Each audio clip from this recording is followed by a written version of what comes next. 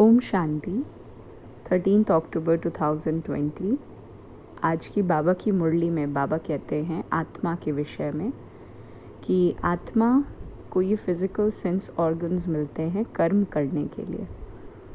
अगर कर्मों की गति की एक समरी दी जाए तो बाबा कहते हैं कि कर्म भी 3 कैटेगरीज़ के होते हैं, 3 टाइप के होते हैं।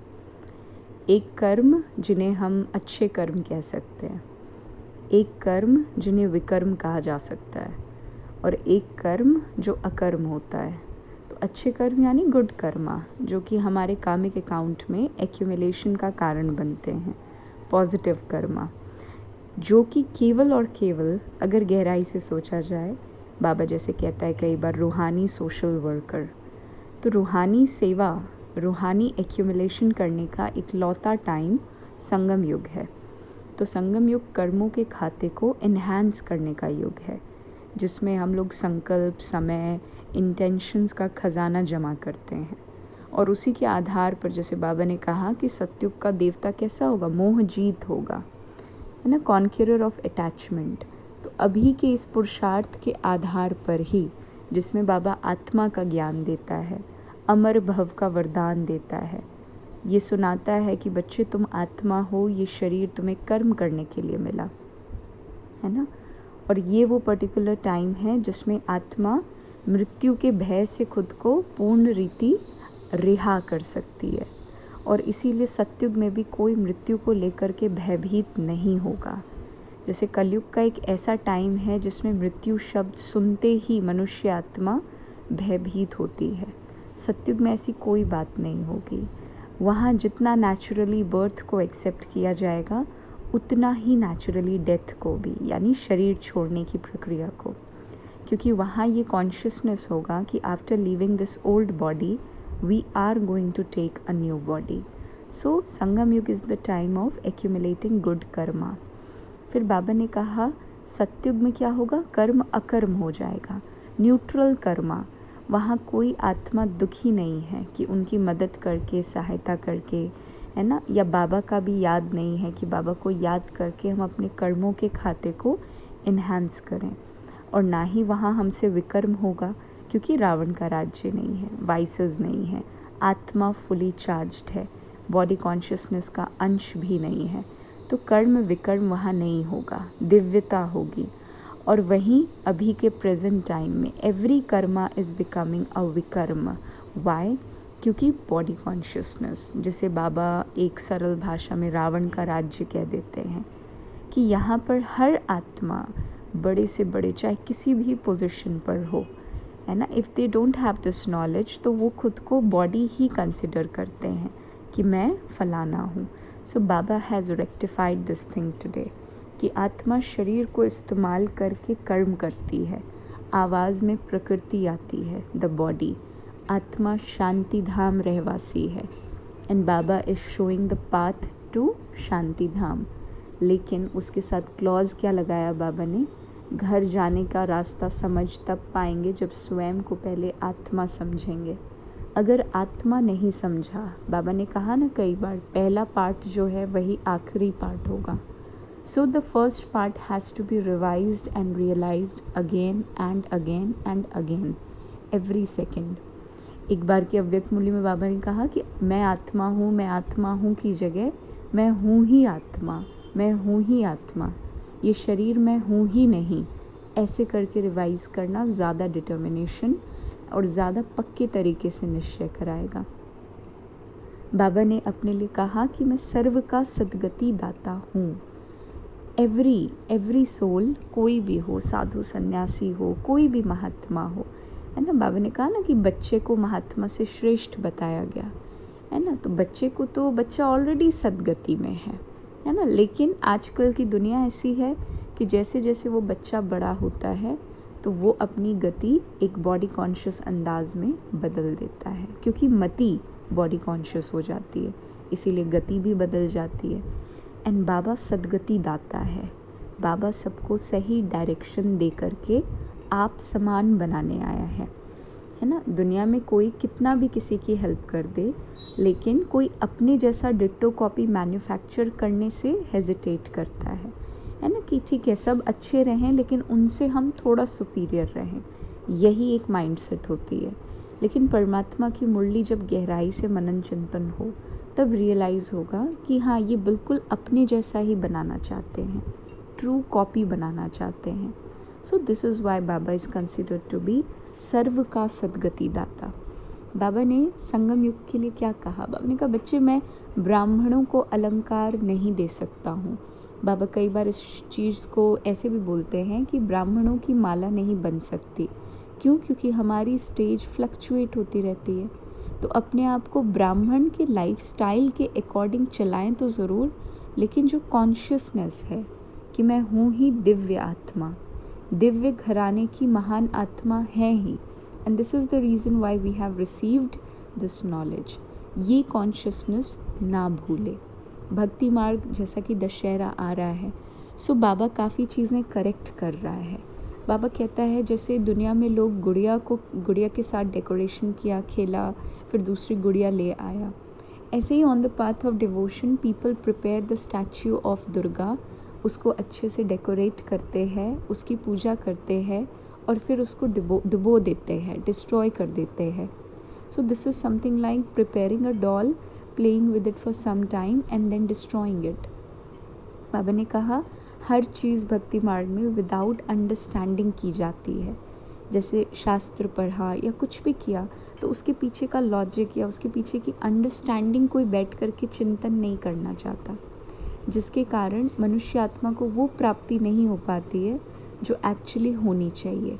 कृष्ण जी के लिए कहा ना बाबा ने कि कृष्ण के साथ रहना है तो सत्युग में रहो, सत्युग में लक्ष्मी नारायण का राज्य होगा, है ना, एक सिंबल के फॉर्म में, जैसे विक्टोरिया फर्स्ट, विक्टोरिया सेकंड, है ना, किंगडम होगा, डिविनिटी का किंगडम होगा।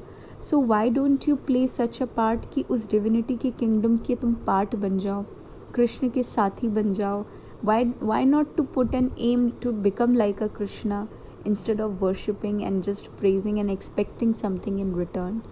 बाबा ने कहा तीजरी की कथा के बारे में, अमरनाथ की कथा, ये सब क्या है? ये सोल कॉन्शियसनेस का प्रतीक है। बाबा कहता है हर चीज़ को गहराई से समझो, रियलाइज करो, रिवाइज करते रहो, हूँ ही आत्मा, हूँ ही आत्मा। सृष्टि चक्र और ये ड्रामा है ही एक्यूरेट, वो परमानेंट फाइनल है ना, वो चीज़ बदलेगी नहीं, लाख व्यक्ति अपनी बुद्धि को कितना ही क्यों ना बदलता रहे over a period of time. So Baba is realising the fact of this world drama again, है ना। तो बाबा ने आत्म अभिमानी होने के प्रति अटेंशन दिया, अपने लिए बताया कि दिव्य दृष्टि दाता तो बाबा ही है। हनुमान, गणेश आदि आदि इन सब का जो भी साक्षात्कार कराने के निमित्त हैं वो बाबा ही है। This has to be made clear. जिसकी जैसी भावना होती है उसके अकॉर्डिंग वो पोर्ट्रे हो जाता है सामने, और एक ऐसी चीज़ इन फिज़िकल आइज से नज़र आएगी जिसके लिए ना तो प्रोजेक्टर चाहिए ना ही कोई स्क्रीन चाहिए, it is just a supernatural thing, साक्षात्कार। लेकिन बाबा हमेशा कहता कि बच्चे उससे कोई फ़ायदा नहीं है, there is no benefit out of it unless and until you don't transform your way of thinking, तब तक कोई भी चीज़ बदल नहीं सकती। And this is what the real position is. Baba कहते हैं ना पद भ्रष्ट हो जाएगा, इसीलिए देह सहित देह के सारे संबंधों को भूलो और आत्मिक संबंध स्टैब्लिश करो। This is the reason Y Baba says, है ना। दुनिया के कॉन्ट्रास्ट में क्या कहा बाबा ने, जैसे आजकल का मनुष्य क्या हो गया, अपने वास्तविक घर को तो हम भूल ही गए, लेकिन अपार्ट फ्रॉम दैट जब इस धरती पे आ करके यहाँ पर अपने पार्ट्स प्ले करने लग गए, तो यहाँ की भी जो नियम मर्यादाएं हैं, like taking care of your mom, अगर फादर को कुछ हो जाए तो अपनी मदर का ध्यान रखना, रिस्पेक्ट रिगार्ड करना, श्रवण कुमार के जैसा एट्सेट्रा, ये सारे कस्टम्स भी अब गायब हो गए हैं। डिसरिस्पेक्ट एल्डर्स का on the basis of physical form, अगर शांति धाम की भी समझ नहीं तो एटलीस्ट फिज़िकल फॉर्म के एस्पेक्ट में वो रिस्पेक्ट रिगार्ड, वो भी पूरी तरह गायब हो गया। सो बाबा से इस दुनिया बिल्कुल अपने वर्ज पे पहुंच चुकी है डिस्ट्रक्शन के, हर तरीके से मनुष्य ने अपने आप को डिग्रेड कर दिया है। And this is why Baba has given the example in the Murli, है ना, कि जैसे हाफ पार्टनर वाइफ को होना चाहिए हर चीज़ में, लेकिन बच्चे को दे देते हैं, इतना अटैचमेंट अपनी प्रॉपर्टी से, कि है तो मेरी ही, मेरे जाने के बाद भी ये चीज़ बिल्कुल सही मेंटेन रहे। Everything belongs to the drama. इस सच्चाई से मनुष्य बिल्कुल बेमुख हो गया और मेरा मैं करते करते we are absolutely on the verge of destruction of the old belief systems and the old world.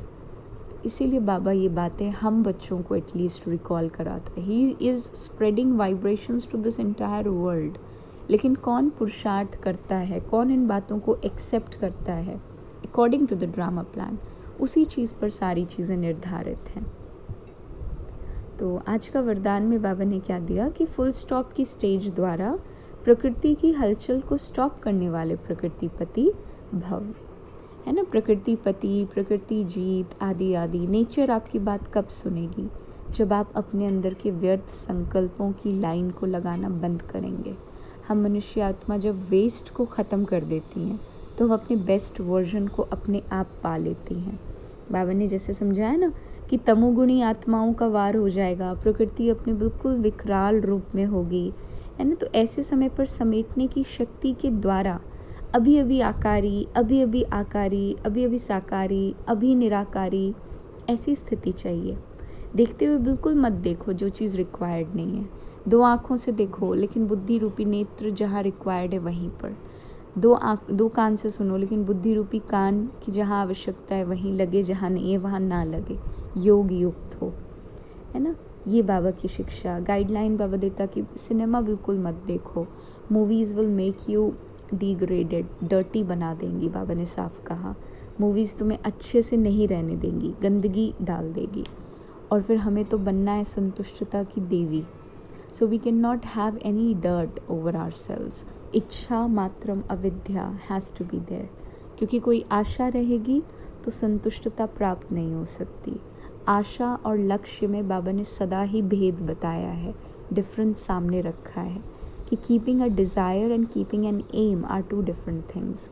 Expect करते रहना मेरे लाइफ में ये हो जाए, मुझे ये प्राप्त हो जाए, that is to keep a you can say desire. और वही चीज़ जब लक्ष्य में परिवर्तित हो जाए कि मैं अपना 100% एफर्ट दूंगा, I will maintain the accumulation of पुरुषार्थ in my karmic account, rest everything depends on drama, full stop. फिर बाबा ने कहा जो आज निर्विघ्न होकर के सेवा करेगा। सेवा माना एवरी एक्शन इज सेवा, एवरी थॉट इज सेवा, एवरी वर्ड इज सेवा। सेवा केवल किसी को 7 days का कोर्स कराना या कोई क्लास कराना या मुरली सुनाना, दैट इज़ जस्ट नॉट सेवा। अगर हमारे अंदर वो चीज़ इम्प्लीमेंटेड ही नहीं है तो कभी किसी को हिट हो ही नहीं सकती। तो स्व परिवर्तन ही सेवा है। अपने आप को गहराई से उस ज्ञान की गहराई में जाकर के उसका स्वरूप बन जाना, यही विश्व के लिए वास्तविक सेवा है। ओम शांति।